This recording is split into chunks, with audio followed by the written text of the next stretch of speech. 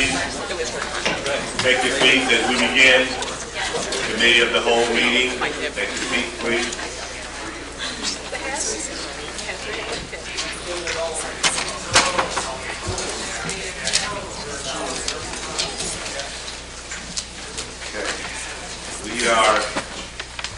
We're here for committee of the whole meeting for Thursday, November the 14th, 2013. Roll call, please.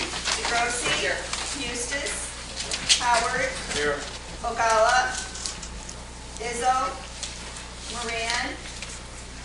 Rice. Harris. Here. Rainier. Here. Bible. Here. Goodson. Here. Freitag. Here. Bull. Here. Balish. Here. Frizzalone. Winfrey. Here. Adamick. Yes, I'm here. Babbage. Wilhelmy. Hart. Mayor. German. Here. Weigel. Here. Collins. Here. Ferry. Here. And Brooks. Here. All right. Pledge of allegiance. Mr. Gould, would you please? Yes, sir. Pledge allegiance to the flag of the United States of America and to the republic for which it stands, one nation, under God, indivisible, with liberty and justice for all. All right. We have no minutes for approval. Old business. Any old business? No old business. New business. Dick Wright is here with Wright Company, and he's going to give us an overview, a presentation of what we talked about. How long back are you going to? Back to the beginning. Back to the beginning? All right. Okay. Good morning. My name is Steve Collins. I'm Vice President of the Government Program for Wright Company. I want to thank you for having us come down. When Denise Winfrey asked us to come down and give this out to Bruce, what they said was to be a recap for all of the board members that were around a few years ago when we did this plan, and also maybe just give the new board members an insight on how the process worked and the information that came out of it. So we'd like to make this interactive. So if you have any questions, don't hesitate to stop us. If we're not clear on something, please ask. With me today is Jason Dwyer. Jason is the project executive from Wright Company that led the effort on this. And Chloe Jaco from Carter Doble Lee, so our partners in planning. Here are the nation's best judicial planners and work with us very closely on this. So without taking any more time, Jason. Thank you. So I think for a number of you who were at the October 21st meeting, this is going to be a bit of a review, but just a good summary of everything we've done in terms of planning to date to give you kind of a framework for where we're at, especially for some of the new members here. So let me start with this. We basically, the scope of our work was to start with space needs and facility planning, as well as physical condition assessments for all of your existing facilities. So we did a real exhaustive analysis of that and worked very closely with all the different department heads and stakeholders in the process. Too much. It's all good here now. Everybody fall asleep. Yeah. So went through a real detailed process to kind of collect all the information that we needed to throughout that. So what you see here on the screen is a summary table of contents for the work we did in terms of space needs planning. And our work actually started in August of 2009 with the interview process. One of the first things we looked at was demographics, doing an analysis of what your population projections were in population centers, because that was a big piece of our planning exercise in terms of doing staffing projections. So we looked at a couple things. We looked at a couple primary leaders in terms of the demographics. CMAP, your recognized planning authority, and then a couple others, Woods and Pool, Department of Commerce and Economic Opportunity. We also did a preliminary build-out analysis, kind of looking at what the potential was for build-out and where the projections were for growth within the county. Because you have a big geographic area, it was important to get a good handle on where we thought the projection was going to be so we could think about how that would impact facility locations.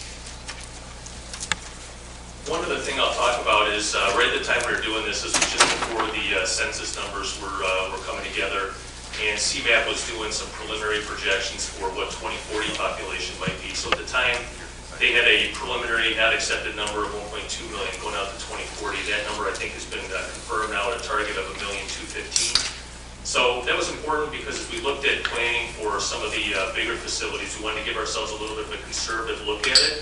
So we did a projection based on a little bit larger population targets so that we were basically planning a little bit of excess space because it's always easier to scale back than it is to try to expand once you started. The next big thing we want to talk about is just kind of where that population was going to take place. So what you're seeing on the screen right now is a graphic that shows where population growth is projected. So there's a core population right here in Joliet, obviously in the northern part of the county, and then out east, and projections were indicating that there'd be continued growth in population in the northern and eastern parts of the county. So with that information, we gave a little bit more thought to how best to plan for facility locations as we progress down the road. This is just kind of a recap. A lot of it was taking a look at where all of your existing facilities were located. So what you see on the screen now is a summary of the facilities in the downtown Joliet area. Obviously this building, the county office building, the courts a little bit further south from this. I highlighted a couple new components on the map there in blue. First Midwest Bank site, that was something that at the very early stages wasn't really in discussion, but as the planning progressed, we were talking about locations for a proposed new courthouse, and that came into play. And then we've highlighted the former Social Security building, which you're working on acquisitions on right now. Then broadening the focus a little bit to the greater Joliet area, a couple other outlying facilities with records management, and just kind of how your facilities are distributed throughout the county. What's important in this process is getting a feel for where everything was located, how it was situated in terms of service area, and then where all the different departments were organized into which buildings. We kind of, as we went through that, determined that there was a little bit of fragmentation in terms of how your services were located, and we started to build a notion of really trying to find the best way to consolidate like functions and make sure that your components are organized in a way that really has best service to the constituents, both from ease of access for like-kind uses, as well as bringing services to the constituents where they're located. And then continuing on, looking at eastern and northern part of the county a little bit more with branch locations for the health department, sheriff's office, and others that are kind of in the farther outlying parts of the greater Will County area. Okay, with this, I'm going to turn it over to Chloe a little bit. I know it's going to be difficult to read this on the screen, but basically what you're looking at here is all of the work that we did in terms of projections for staffing and space needs. This is a summary table of that, and I'll have Chloe kind of walk you through a little bit, sort of the framework behind how we developed this analysis. As Jason mentioned, we started the needs assessment process in 2009. And the first thing we did is we gathered a lot of existing data. We looked at historic staffing levels, we looked at workload indicators, we looked at projected population, we looked at future county growth patterns. So we looked at all the data that was available. We interviewed the stakeholders to understand the function and mission, what are some of their current challenges, how are they using technology, what are they thinking about trends in the future. And then we also toured the space so we could understand the operation and how your facilities impact what they do today. So using all that information, the first thing you need to do is, what's a big space driver, and that's staff. So we projected staff, and we used about 6 different models. A lot of these are statistical models using ratios of past data to future data. So we came up with different models, we reviewed the models, we picked the one or a combination that made the most sense for a planning target.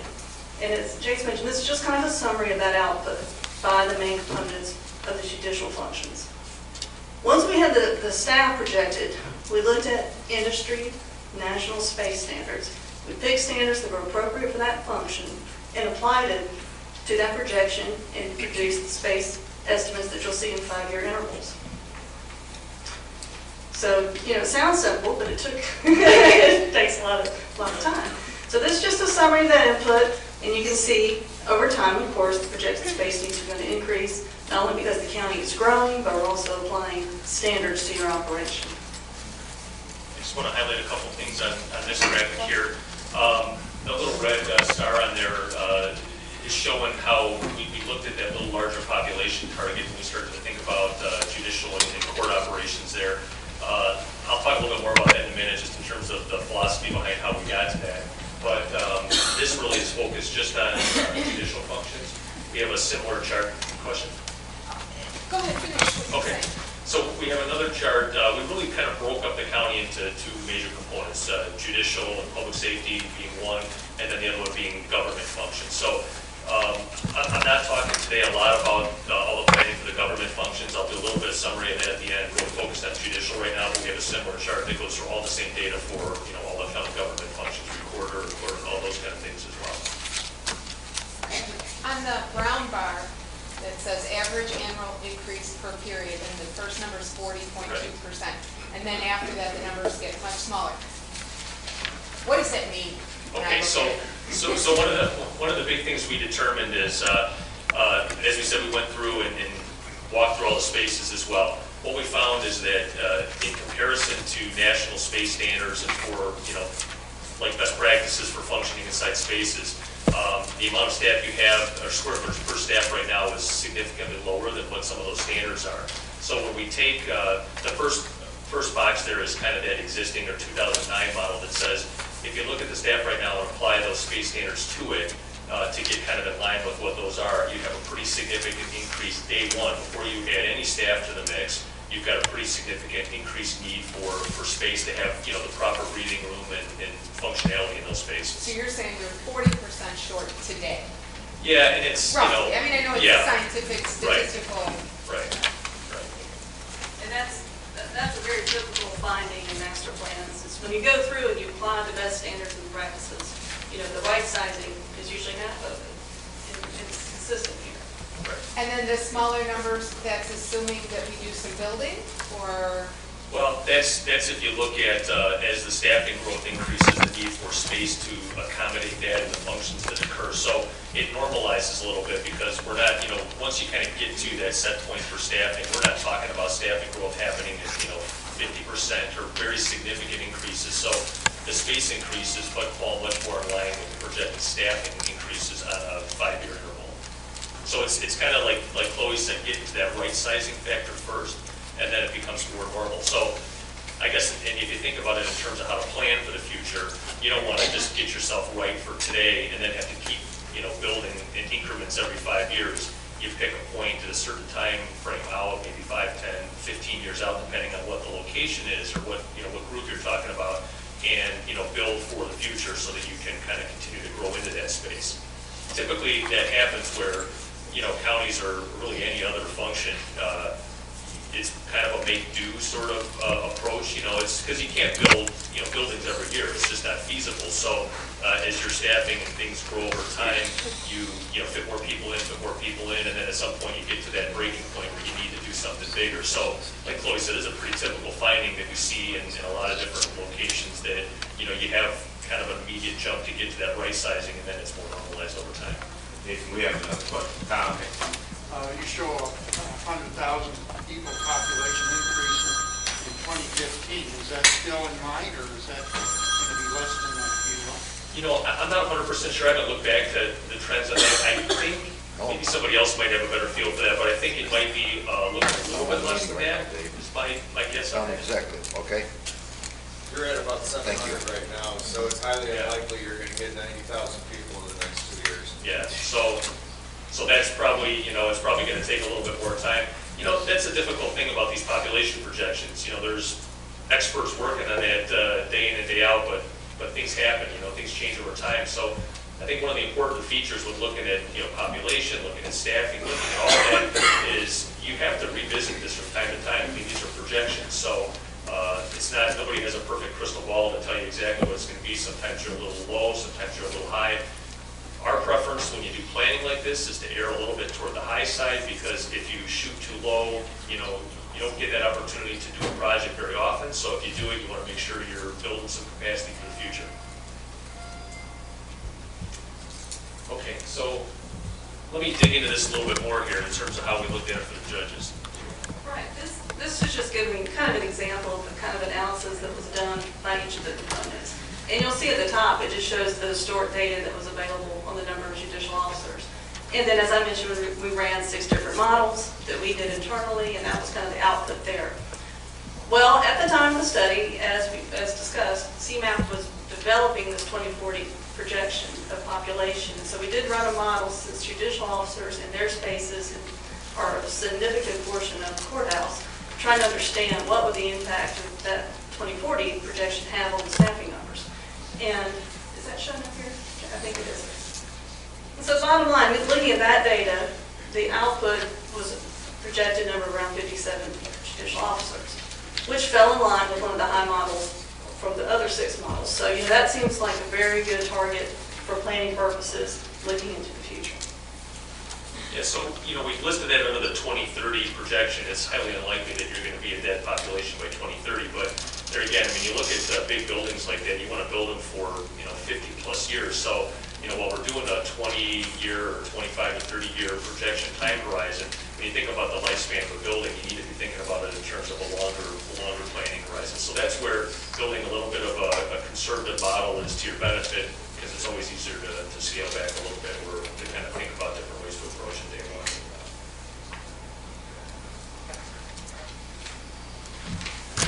This is an example of looking at space standards and best industry practice. This is just showing you, when we talk about courtrooms and court sets, what does that mean?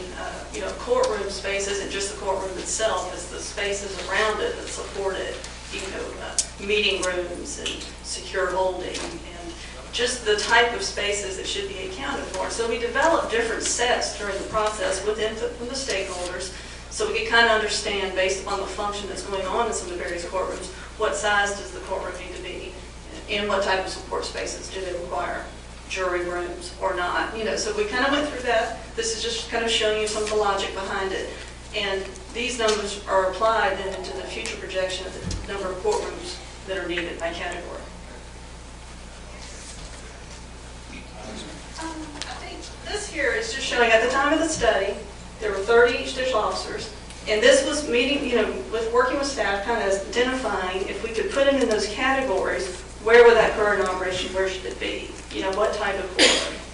And then on the far right side of it shows the location, whether it's at the main courthouse or in another location outside of downtown. So then what we did is we took kind of the planning process in terms of what we were thinking in terms of total number of courtrooms and that, and gave consideration with the committees and the stakeholders who worked at the time, what was going to be the best location or how to think about planning for those future courtrooms. A couple primary components bubbled up from that discussion. One of them was the idea of having more permanent satellite courts. So right now you have, I guess I'll call it a roving satellite court, where you do, a couple days a month and that for traffic matters and that sort of thing throughout the county is kind of convenience for, handling court matters closer to where people are living.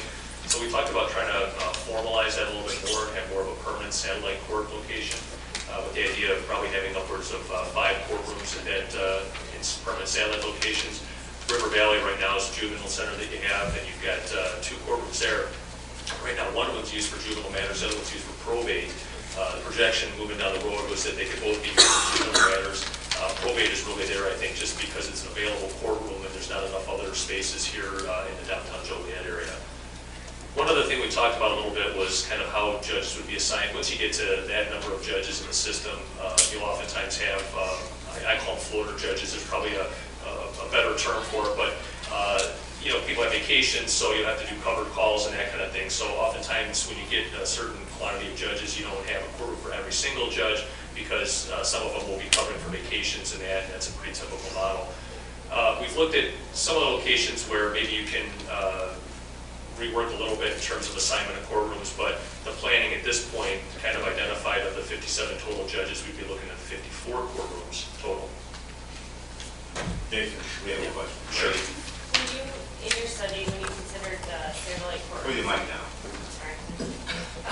In your study, when you considered the satellite courtrooms, did you also consider, obviously, the deputies, the security, the clerks, the files, and bailiffs, and all that being in those locations as well? Yes, yeah, and actually there was, I'll get to another thing that we talked about with satellites too in a minute here, that through some of the interview process, we learned that there was a lot of other joint benefit to having satellite facilities. I'll take probation is probably a good example of that. So a lot of your probation is consolidated in downtown Joliet right now, but when you look at the possibility for satellite operations, talking with the probation department, there was a strong sense that you may have a lot of folks that are on probation that are in the northern part, Bolingbrook, Romeoville area and so forth.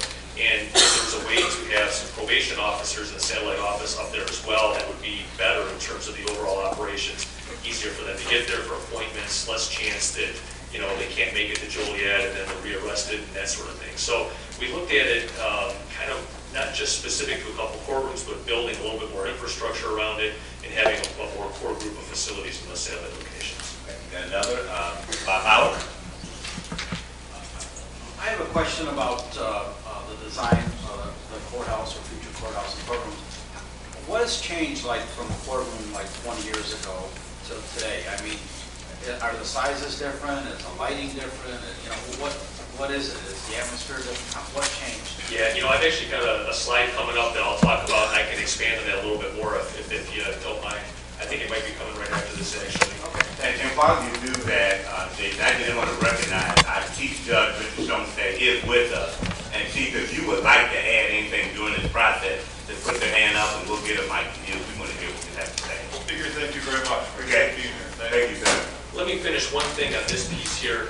So in addition to this concept of having more permanent satellites in River Valley, which you've already got, the other notion is to take the rest of the courtrooms that you have and consolidate them into one building. So you can see here in the purple, this is what we're talking about, 47 courtrooms in a primary courts building, which would be civil and criminal, and then 2 out here at River Valley and 5 in future satellite locations.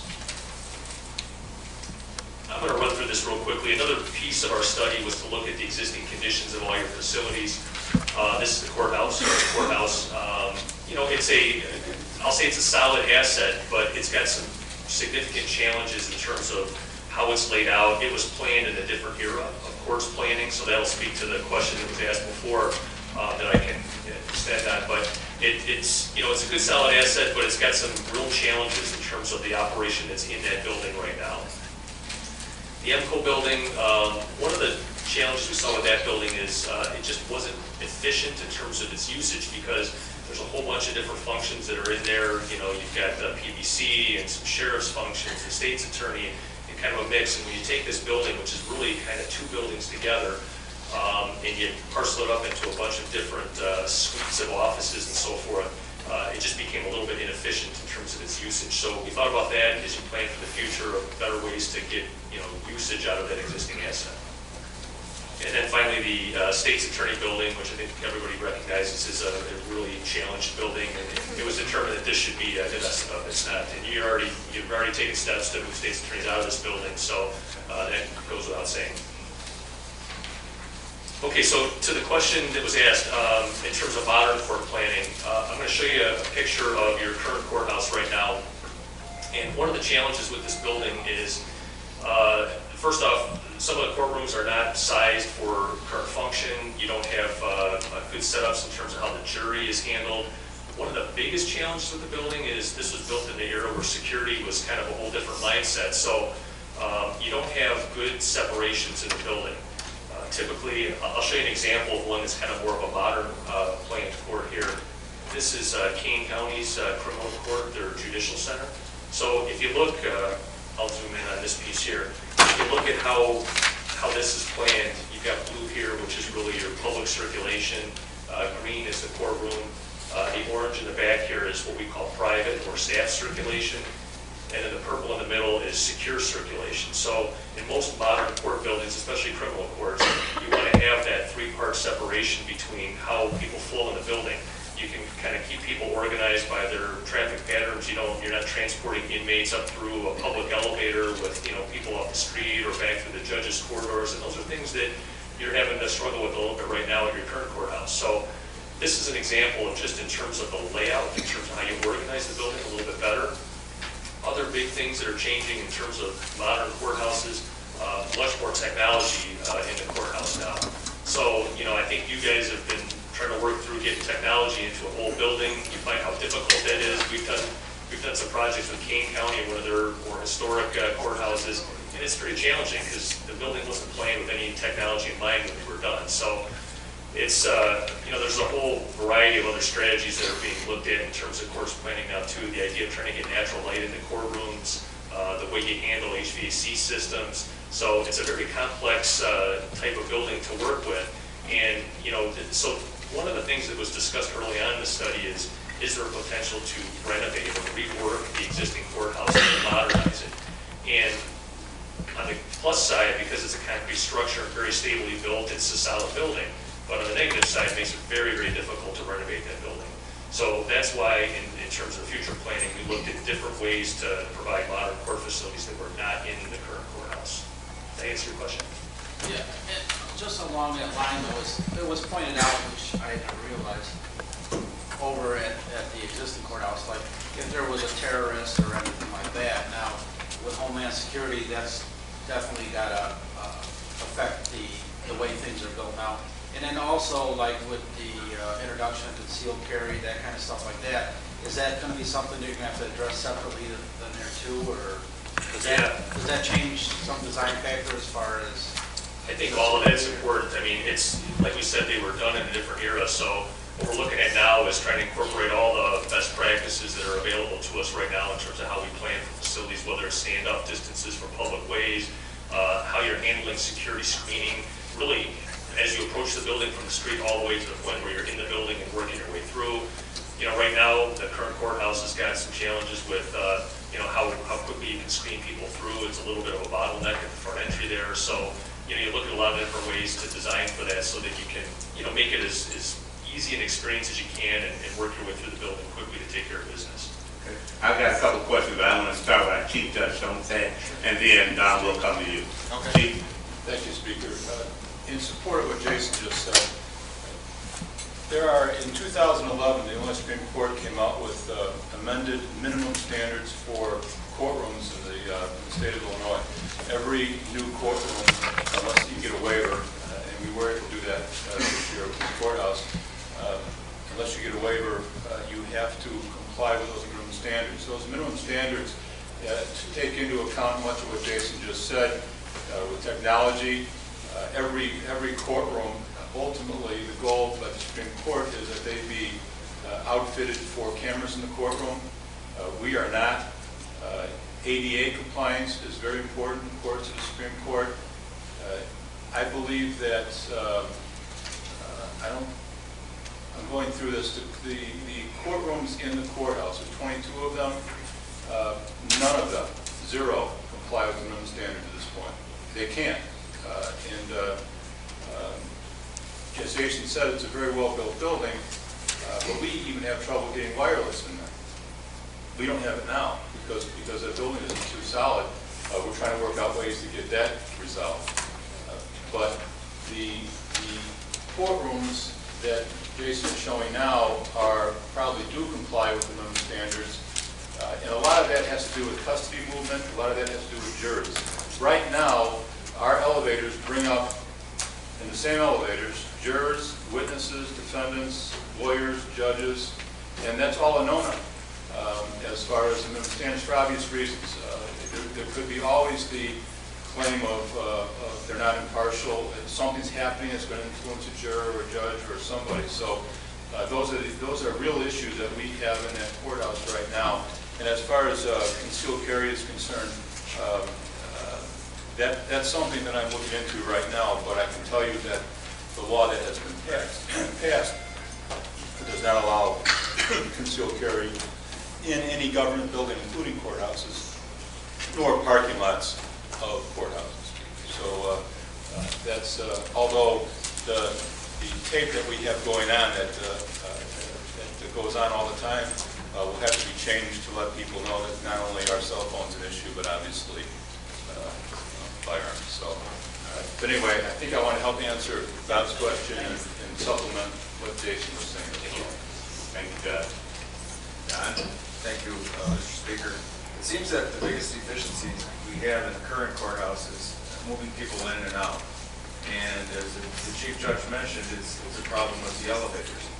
And it seems like in modern courthouses today that they build up, and it's like a shopping center. It's escalators that move people in and move people out. In the newer courthouses, escalators go up as many floors as you have. They don't have this situation of people waiting for elevators, lines, and security, and so forth. So have you given thought to that and looked at some of these newer courthouses with escalators? Yeah, that's a great point. I don't have them in this presentation, but in the master planning book that I think everyone has access to, it's on the county's website. I think everybody got a disc of all the primary deliverables we had from that. We actually went into drawing up some conceptual diagrams for how the floor plans might lay out in a couple scenarios. So I think, let me use DuPage County as an example. If anybody's been to DuPage County, you know that they've got escalators in there to try to move people much more quickly to areas in the building. So one of the strategies there is twofold. One, when you continue to move up, in height to many floors, you're still going to need elevators for some of that movement. But it's a strategy of organizing what types of courtrooms you have at what points in the building. So take, for example, you have a high volume traffic court in the building. So you want to put that on a lower level and have an escalator up to that because you may have 120 people go into a court hall in that, and you can't have them all sitting there waiting for elevators. So there's strategies in terms of how you organize which types of courts on which parts of the building and bringing escalators in to do quick movement. The other part of it is with the elevators. On the other side is that you're going to have public elevators, and then you'll have staff dedicated elevators and prisoner transport elevators. You don't want to be moving prisoners up and down through escalators. You want to keep them in kind of a confined, tight area. So it's really a mix of using the various types of vertical circulation you can and how you organize which courtrooms at what points in the building. Thank you. Mr. Valek has a question. Yeah, if you addressed it all at any point, moving all this to like a brand new green space site where you could build fresh, brand new, and you have everything done probably way more inexpensive than renovating, and you have modern practices installed in it, and I think that might be much better, and I don't know that you've done that. Well, so in the context of the planning we did, which I'm going to dig into as we continue here, we looked at all of the course functions in a new building. So in that sense, not the idea, like I said, of trying to renovate the existing courthouse and modernize that, because as we studied that, it was cost prohibitive and just, you can't get the bang for your buck. You spend so much money and you'll still fall short of the desired goals. So we looked at it and said that an ideal scenario is to build new and build it purpose-built. That's a term we like to use, and we've talked about it throughout all of your facilities, not just the courthouse or judicial functions. So we did look at new buildings. However, in the context of this study, there was a lot of discussion with the committees at the time about keeping the main facility in the downtown Joliet area. Was kind of the direction that we had throughout the process. And part of that, there's a couple reasons. One is just in terms of proximity to the jail for operations and transport issues. And the other part was we were trying to look at a number of different build-out scenarios so that you could possibly continue to use some of your existing assets. One of the things I think you'd have to consider if you move to a location that's more remote, it'd have to be looked at from an operational perspective in terms of, how do you do transports and how does that flow of work happen. The other thing is, it's a real challenge if you move just the courts out to a new location and you still have, we call the agency office function, state's attorney, public defender, clerk, and that sort of thing remote, because that's an operational challenge. So you need to kind of move like the core of everything out to a new location. What I was suggesting was moving everything to a big giant campus, and the stuff that we have right now could be like a satellite. But if we moved everything, the courthouse, so everything over there, the jail would stay where it is, but the jail, they transport anything. So, I mean, I don't think that would be that big of a deal. Like on Route 6, you've got a lot of land over there, and it's very convenient in location to the whole county. It's right off of 355 and 80. So, I'm just throwing it out. Sure. Well, so I guess the short answer is we did not explore an alternate site, mostly because the committees we were working with, that wasn't a directive at the time. It's certainly something that could be looked at. One other piece that I'll just kind of throw into the mix of that just for consideration is thinking about the parking side of it too. And, depending on how you look at it, if you move to a new site, you have to provide all the parking that you're going to need and that. So it's finding that right balance between, what available parking there is in the downtown Joliet area. So, if you can take advantage of existing parking, you don't have to build new, there's a potential savings with that. But on the flip side, if you need to build new parking here, it's a little more difficult because it's a tighter environment, so then you're talking maybe a parking deck. So it's really some trade-offs there, and I think that it just wasn't the direction that we worked with the committees on at the time. I know myself and Mr. Frizzalone talked about it numerous times, and we'd like to see some numbers on it. That wasn't included in this study. I know, I just asked. Right. Yeah. Okay. You can add. All right. Okay. Thank you. Okay, so Translating then from, we did all the analysis on the staffing and space needs projections in that for judicial and county government operations I talked about. So that kind of concluded one set of work that we did with the county. Then we kind of took it from there and said, okay, now that we know how much and how big and all that kind of stuff, what's the right way to organize it for best functionality for operations and for support of the constituents? So that's really what we call it, the master planning phase of the process. So early on in the sessions, working with leadership at the time, we tried to identify sort of the overriding goals of what was going to shape the vision and how to be successful in this. So a couple things, the idea of establishing basically a long-range plan, something that the master plan is not necessarily a true, it's not a paint by numbers where you take this step, this step, this step, and you're there. The idea was to develop the big picture plan and then continue to make progress toward taking those small steps to implementing the plan. But it gave the big picture vision in terms of how to get there as your end goal. And so once you have that end goal in mind, it's much easier to figure out how to make those short-term decisions so that they're in alignment with your end goal. So that was kind of a critical piece. The other function, which I talked a little bit about, is this idea of consolidating. Important in the court system, you've got two, I'll say, primary court buildings with the courthouse and Echo right now. We want to make sure that we have our primary functions consolidated into one main facility if we can, because it helps a little bit with the staffing and with the operations in terms of security and so forth. It's also very important, that came up a lot in the county government side. Right now you've got a lot of your primary county government functions here, but you've got some in the executive center and they're displaced around the area. So the idea of consolidating and making it clear for people as to where things were, so they didn't have somebody here trying to take care of a piece of business only to find out they have to go to another building or another building. So it's just kind of a more streamlined model. The other one was pretty obvious, is a lot of your facilities are older. And so the idea of trying to look at more modernized facilities, replacing some of the outdated facilities. A couple facilities in the process, the Eagle Building and the State's Attorney Building, were identified as buildings that just don't have good useful life moving forward and need to be divested of. Similar issues with the Sheriff's Complex at Laraway. So we did a lot of analysis on that and said, kind of get rid of these buildings, keep these buildings, so working your way through that to have the right kind, and looking at this purpose-built concept of really, rather than trying to fit an operation into a building that's not suited for it, plan a building around what supports the operation. And then finally, the idea of bringing services to the constituents. Because you're such a big geographic area county, the idea of trying to put some of these satellite functions that were, multi-use functions out where people are, make it a little more convenient, was something that resonated well with the committees we worked with. So what that led to is a kind of primary organization for the facility types. So core facilities in the downtown area, which is really your county office building functions, and the primary courts facility. The idea of operations-specific facilities. So what I mean by that is, like the highway department, for example, you've got a specific operation for the highway department. Very important for them to be located in areas where they're service areas, because that's efficient in terms of the operation. So the idea of having a couple highway department facilities spread throughout the county, which you already have, and some other facilities like the central health campus that you have on Ella, and then the idea of consolidating a sheriff's campus. So these are operation specific. Some of them, I'll take like the sheriff and the health department, for example. It's hard to have it sprinkled too much. It's the idea of having a nice core that sort of works well, and then strategically placing some additional assets throughout the county. And then finally, the idea of satellite facilities, this multi-function.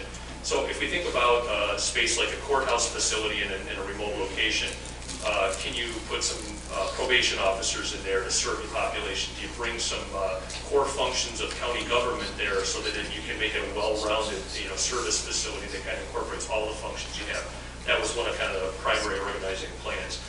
So going back to this graphic here of where population growth is, we looked at the red here in the middle, your central site, and then the green up the top is kind of the next stage in terms of a multifunction satellite facility, and then further down the road looking out toward the eastern part of the county, just in terms of priorities of where population is and where you can best serve the constituents.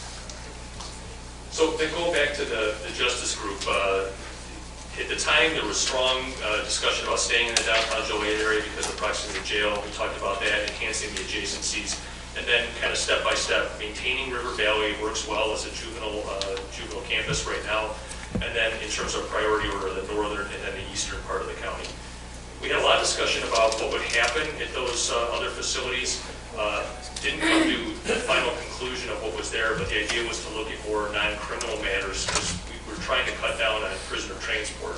Not to say that you're not going to have a situation in a satellite facility where you need to take somebody into custody there, but you'd have a smaller holding component and then you would transport them to the jail rather than handling, felony cases there, for example, where you're constantly transporting people from the jail to that court location. It's just not practical. It's not really necessary in terms of how you think about the operation. So at our ad hoc committee meeting a couple weeks back, there was a little more discussion on that, and I think there's still some thinking to be had in terms of how best to make use of those in the long-term plan. So this is just kind of a more detailed analysis. We thought about the northern part of the county maybe having a little stronger contingent of courtrooms just because of the population base. And then, as I said, moving out to the east, maybe looking at one courtroom there, maybe more predominantly traffic matters and that sort of thing. But again, final operation to be determined on those. So I'll go to the downtown core because we focused on that a lot in terms of what the main courthouse would be. You can see on the graphic there the AMCO building, primary courts where the adult detention facility is. I highlighted that green box there, the new county parking, so that was part of the arrangement with the city of Joliet in terms of doing some swaps and so forth. So you've got some additional parking there. And then highlighted in orange is the First Midwest Bank site, which is part of our master planning study, was identified as the primary proposed facility for a new courthouse in the downtown Joliet area. So I'll go back to this graphic we showed earlier in terms of staffing and space needs projections. What we wanted to do is take a look at your existing assets in the downtown, those being the courthouse and the AMCO building, and then future space at the First Midwest Bank site, and look at some different models of how we could organize all the needs that you have into various buildings. So we had a lot of discussion back and forth of, well, why don't we just build everything, just build new state's attorney space, public defender, everything into one, big court and court operations building. But, it's a big building at that scale when you're talking about long-term plans. So we wanted to give a couple different scenarios that said, different ways you can organize this. So these are highlighted with different colors that kind of were aligned more with available space in existing buildings and what we thought was better alignment of different functions. So state's attorney and clerk possibly being organized together, for example, into the existing courthouse. And then public defender and probation maybe being organized together in the AMCO building is one possible strategy. Maybe a little bit better fit in terms of the adjacencies there. And then just in terms of what their long-term space needs projection was, better fit in terms of available square footage in those existing assets. So from there, in these, I'm just showing you kind of the basic sort of stacking diagrams that we developed. For each one of these strategies, we had conceptual floor plans that talked about how things might be organized, how circulation would happen in the building and that sort of thing. But I figured I'd kind of keep it at a little higher level here. This is really kind of showing what you have existing. The red dashed line is the First Midwest Bank site. And then you can see there's a couple different colors in the AMCO building right now. What we're showing there is you've got kind of a mixed bag, if you will, of different functions that are in there. So we were talking about trying to, if you maintain that existing asset, pull the functions out that aren't integral to the court system, things like the Public Building Commission and some of the supportive sheriff's functions that aren't directly related to court security.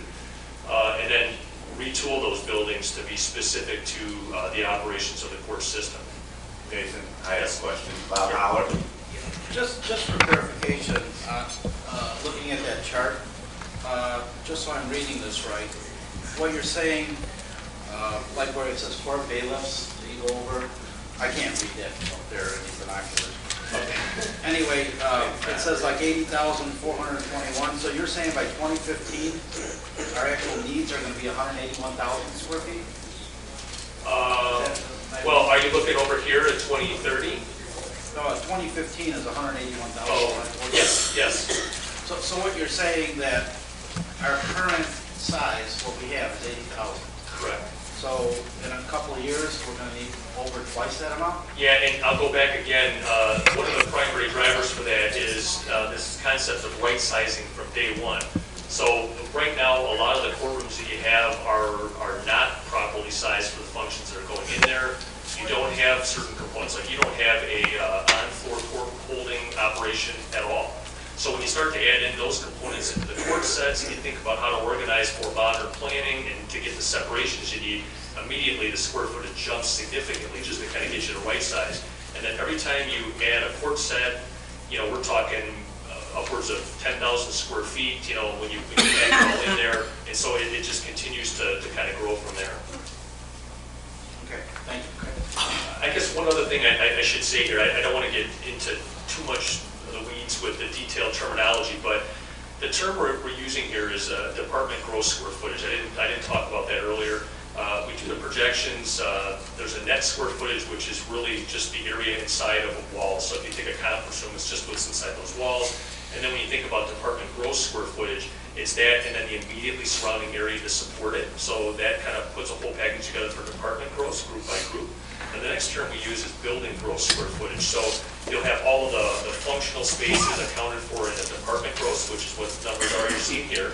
And then when you put those into a whole building, you need to add in vertical circulation, hallways for your lateral circulation, mechanical rooms, all that kind of stuff that rounds out the rest of the building. The reason we look at it in a department gross square footage at this stage is because depending on what type of building or what type of organization, the grossing factor that we call it to get you from department gross to building gross will vary. So all of these are based on department gross square footage. Then later in the master plan report, if you have a copy of that, you'll see at the end, we show some analysis of when you organize those into a new courthouse building, we'll apply a factor to that, and then it comes up with a total building gross, which is really, at the end of the day, what you need to look at, because when you think about cost, you're talking about dollars per square foot is a kind of an initial measure of what something's going to cost. So you need to know what your total square footage is multiplied by that projected cost per square foot or range of cost per square foot. Okay, with the 181,000 square feet though, that's just actual based on need. That's courtrooms, needs, et cetera, the additional rooms. What percentage of that though is actually the extra that's built for the in 2015, that's just need-based, or is that needs plus another 10%? No, that is the targeted need at 2015 based on the projection of courtroom and judge growth and all the things that need to support that. So I'll make it. If we built a 181,000 square foot building, basically 2015 is full again. Is what you're saying here. Yes and no, and I hate to give you kind of a wishy-washy answer like that, but let me explain that. So the way it works is, we're using kind of more of a straight line analysis in terms of how that growth is going to happen, but it's not so clean. You don't get one judge every year and that clean. So what happens is you'll have a situation where you get after a census you'll get assigned a pocket of additional judges. So it comes in waves, or there might be new legislation where a new circuit judge is assigned. So what it is based on our analysis of the growth and growth in courtrooms. That's what we're targeting at that year. It could be that you have a little bit less than that because the growth hasn't happened yet, or new judges haven't been assigned, so you don't have new courtrooms to fill yet. But then I think really what we say is what you want to look at is planning for a longer time horizon. When you build a building like this, there's a couple different strategies on how you can do it, but you don't want to underbuild it so that you're building a new one or doing a big addition every 5 years, because that type of building process just isn't feasible.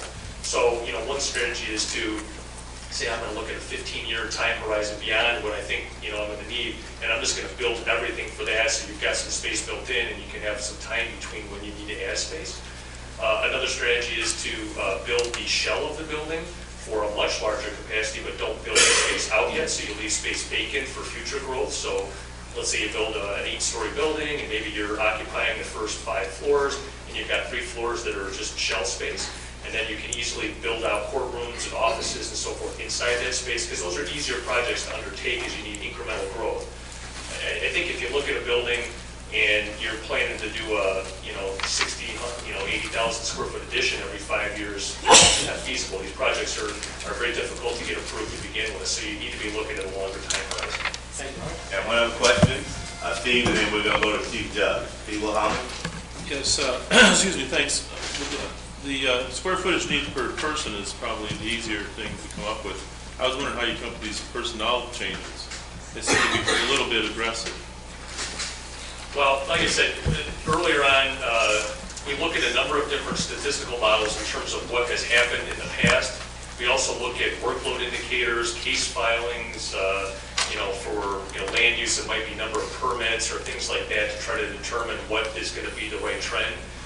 And, again, it's much like the other stuff. There's no crystal ball formula that says this is exactly what you're going to have, but, history is usually a pretty good indicator. So we look at some of those models and evaluate, and that's why we ran 6, 7 models for each of the different groups, and you tend to throw out some anomalies, the highs and the lows in that. But we also do try to be a little bit conservative in terms of that projection, because, like I said, just like you don't want to be building a big addition every 5 years, you don't want to undershoot. You got to make sure that you're getting it, giving yourself a little bit of buffer space. I think that our history is a little bit unusual. I don't think we're going to repeat that in the near future. Well, so a lot of the models that we saw in terms of like historical percentage growth, they showed much higher projections, so we threw those models out in terms of analysis too. So, and it's important. Like when you do master planning and projections, you pick a point in time, you do your analysis. Typically then what you do is you look at implementing first steps of that, you move forward a little bit, then you come back. You got to keep coming back to this every 5 years. Things change. We recognize that. We do the best we can with our knowledge and experience in terms of planning these types of facilities to think as far as we can, think about what the changes in the technology, the operations are going to be. But stuff's always changing. So it's important to kind of set a baseline, enact some projects, move forward a little bit, and then come back and revisit your plans every 5 years or so, and then retool it, refine the plan, implement again, refine the plan. So it's an iterative process working your way through to really kind of make sure you're meeting your needs thoughtfully for the long term. Right. Thank you. Chief? Thank you, Speaker. Operational costs and staffing needs basically flow from the number of judges that you have. And the most important statistic relating to that is the population. And the census dictates our associate judges. In 2010, we grew by enough, by statute, you have a new associate judge, a right to one for every 35,000 new population.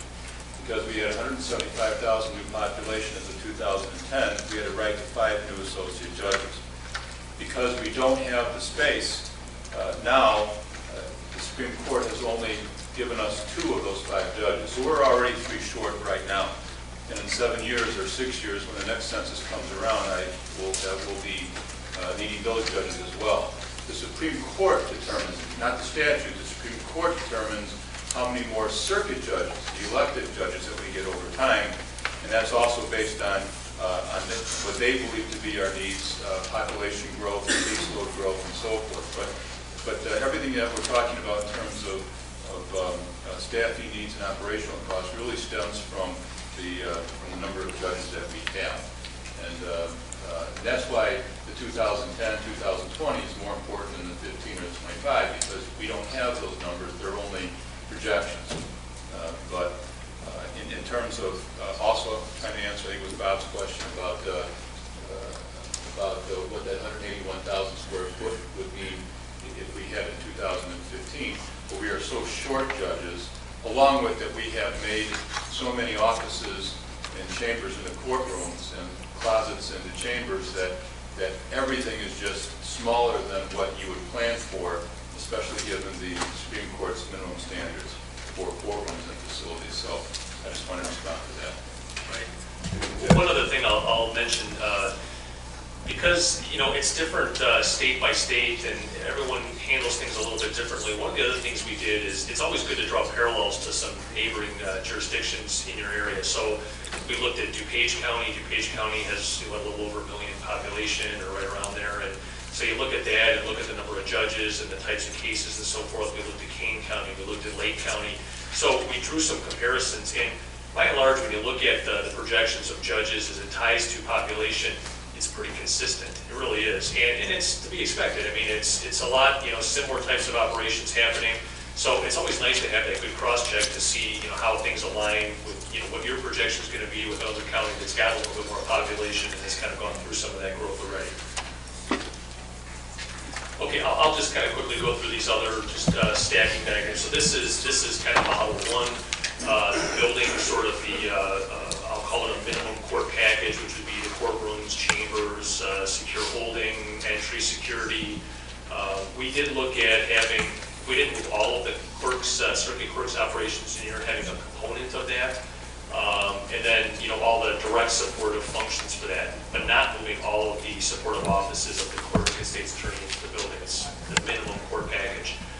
And then the idea of consolidating state's attorney and clerk into the existing courthouse and public defender and probation into the AMCO building. So this was just one model. Some renovations, some new construction, kind of maybe a lower cost scenario, initial cost.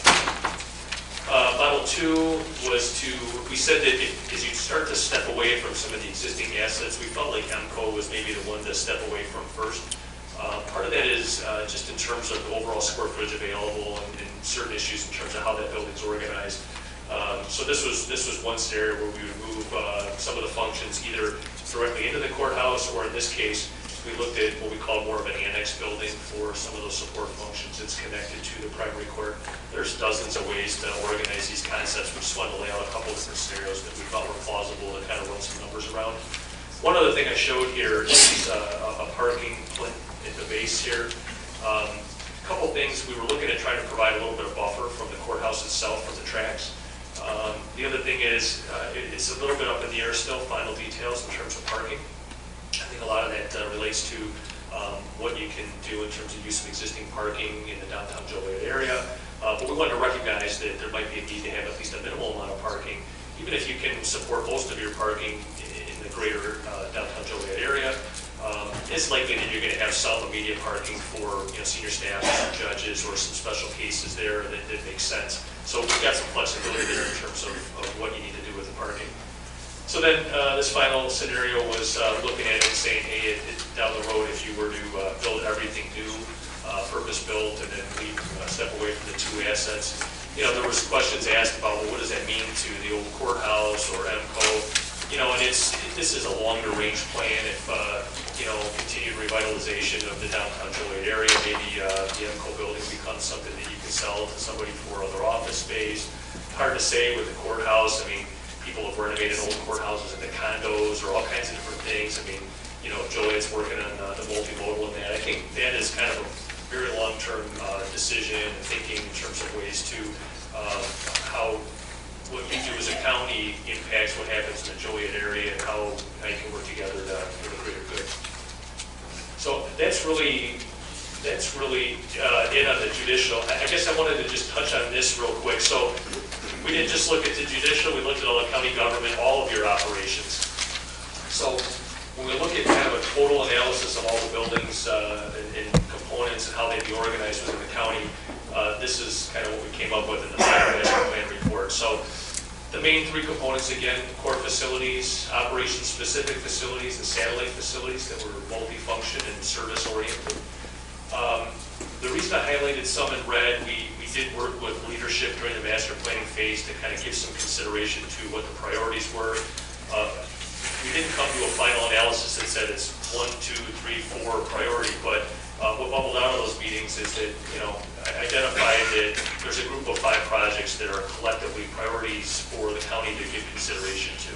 So again, this is a long-term, long-range plan, and as you think about those priorities, identifying those incremental steps to keep moving down the path toward implementing those priorities.